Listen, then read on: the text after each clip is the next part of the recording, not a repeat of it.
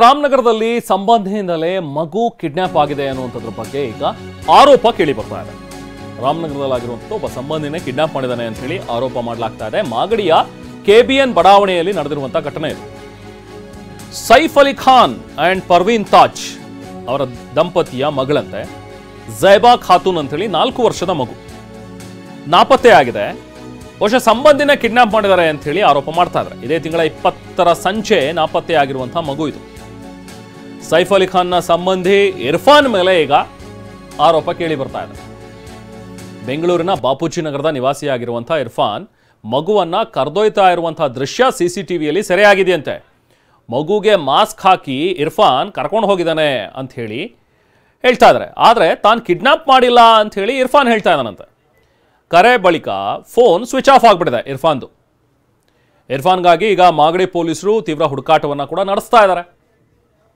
ಈತಂಗೆ ಕೇಳಿದ್ರಂತೆ ಫಸ್ಟು, ಇಲ್ಲ ನನಗೆ ಗೊತ್ತಿಲ್ಲ, ನಾನು ಮಗುನ ಕರ್ಕೊಂಡು ಹೋಗಿಲ್ಲ ಅಂತ ಹೇಳಿದ್ದಾನೆ. ಬಟ್ ಅದಾದಮೇಲೆ ಯಾಕೆ ಫೋನ್ ಸ್ವಿಚ್ ಆಫ್ ಆಯಿತು?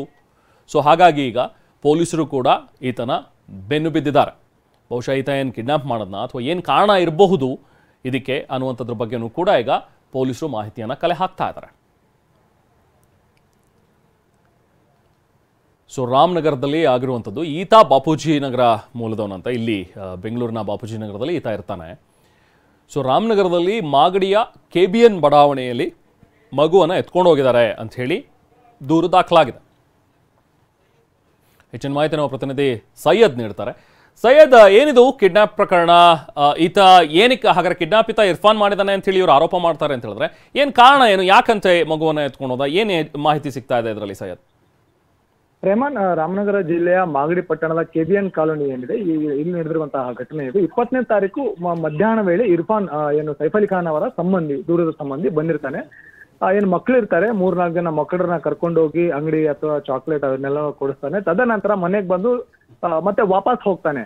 ಆ ಸಂದರ್ಭದಲ್ಲಿ ತಮ್ಮ ಮಗಳು ಕಾಣಿಸೋದಿಲ್ಲ. ಹೀಗಾಗಿ ಸೈಫ್ ಅಲಿ ಖಾನ್ ಮತ್ತೆ ತಾಯಿ ಏನಿದ್ದಾರೆ ಪರ್ವೀನ್ ತಾಜ್ ಅವರು ತಮ್ಮ ಮಗಳನ್ನ ಹುಡುಕಾಟ ಮಾಡ್ತಾರೆ. ಎಲ್ಲೂ ಕೂಡ ಮಗಳು ಸಿಗಲ್ಲ. ಹಾಗಾಗಿ ಅವ್ರಿಗೊಂದು ಅನುಮಾನ ಬರುತ್ತೆ, ಎಲ್ಲಿ ಹೋಗಿದ್ದಾರೆ ಅಂತೇಳಿ ಮಾಗಡಿ ಪೊಲೀಸರಿಗೆ ಕಂಪ್ಲೇಂಟ್ ಅನ್ನು ಕೊಟ್ಟಾಗ ಪೊಲೀಸರು ಸಿಸಿಟಿವಿಯನ್ನ ಪರಿಶೀಲನೆ ಮಾಡ್ತಾರೆ. ತದನಂತರ ಅದ್ರ ಒಳಗಡೆ ಇರ್ಫಾನ್ ತನ್ನ ಮುಖಕ್ಕೂ ಬಟ್ಟೆ ಕಟ್ಕೊಂಡು ಮಗುಗೂ ಮಾಸ್ಕ್ ಹಾಕಿ ಕರೆದುಕೊಂಡು ಹೋಗುವಂತ ದೃಶ್ಯ ಸರಿಯಾಗಿರುವಂತದ್ದು ಕಾಣುತ್ತೆ. ಸೊ ಹೀಗಾಗಿ ಕರೆಯನ್ನು ಮಾಡಿದಾಗ, ಇಲ್ಲ ನಾನು ಮಗುವನ್ನು ಕಿಡ್ನಾಪ್ ಮಾಡಿಲ್ಲ, ನನಗೆ ಆ ವಿಚಾರ ಗೊತ್ತಿಲ್ಲ ಅಂತ ಹೇಳಿರುವಂತ ಇರ್ಫಾನ್ ಈಗ ಮೊಬೈಲ್ ಅನ್ನು ಸ್ವಿಚ್ ಆಫ್ ಮಾಡ್ಕೊಂಡಿರುವಂತದ್ದು. ಸೊ ಕಳೆದ 2 ದಿನಗಳಿಂದಲೂ ಕೂಡ ಮಾಗಡಿ ಪೊಲೀಸರು ಮತ್ತು ಡಿವೈಎಸ್ಪಿ ಅವರ ನೇತೃತ್ವದಲ್ಲಿ ಒಂದು ತಂಡವನ್ನ ರಚನೆ ಮಾಡಿ ಈಗ ಶೋಧ ಕಾರ್ಯ ಮುಂದುವರೆಸಿರುವಂತದ್ದು.